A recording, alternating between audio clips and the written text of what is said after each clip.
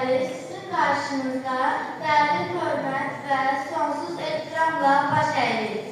Siz və sizin kimi yüzlərlə şəhid anaları bu vətənə elə oğullar bəxş etmişsiniz ki, onların adları qəhrəmanlıqla, şücaətlə və əbədi qürurla yaşayacaq.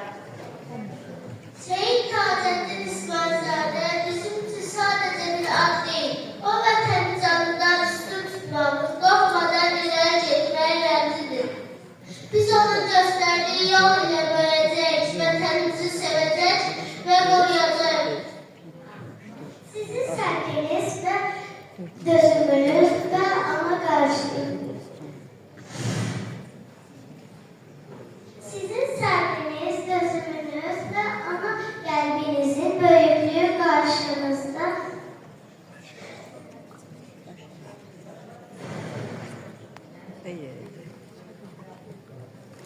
Birinci şehit Taceddin bizim qəlbimizdə yaşayır.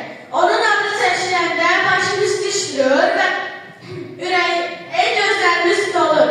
Onun ruhu qarşısında söz verir ki, vətənimizi sevən, qoruyan və layiq olan övladlar olacaq. Əzizlər yığınlar, siz bizim üçün gücün, səbrin, anacalığının simvolsunuz. Allah bütün şəhidlərimizə rəhmət eləsin.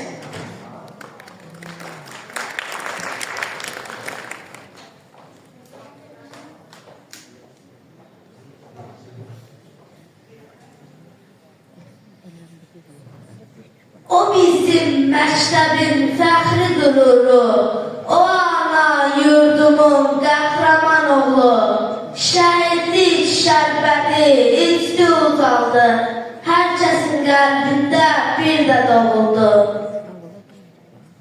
Taceddin Sumqayıtda doğulub boy atmışdı, anasına ən gözəl illəri yaşatmışdı. Atılıb savaşlara, düşmana çəkdi dağı, yaman qorxuya düşdü, qaçdı o mənfur yanı. Dərdliyi, cəsarəti heyran etdi hər kəsi, Qarabağda olmuşdu azadlığın gür səsi. Əlbəttə şəhidliyə layiq olmaq çətindir. Allah seçdi onu da, o oğul cənnətindir. Aslanlara çevirib, dində döndü əzbərə, şəkilləri vuruldu ölkəmizdə hər yerə.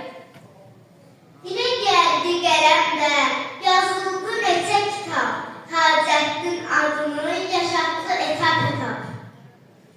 İndi hər kəs tanıyır, Taceddin tək oğlu, hər kəsin ürəyində o yenidən doğuldu. Neçə kitabda çevrildi qəhrəmana, bu şanlı qələbəni borcluyuq biz ona. Şəhid Taceddinimiz, qəlbimizdir qəlbimiz, o bizim qürurumuz, odur bizim fəxrimiz.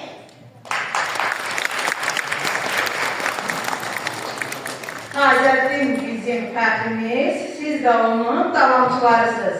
Bugün hər biriniz bizim fəxrimizsiniz.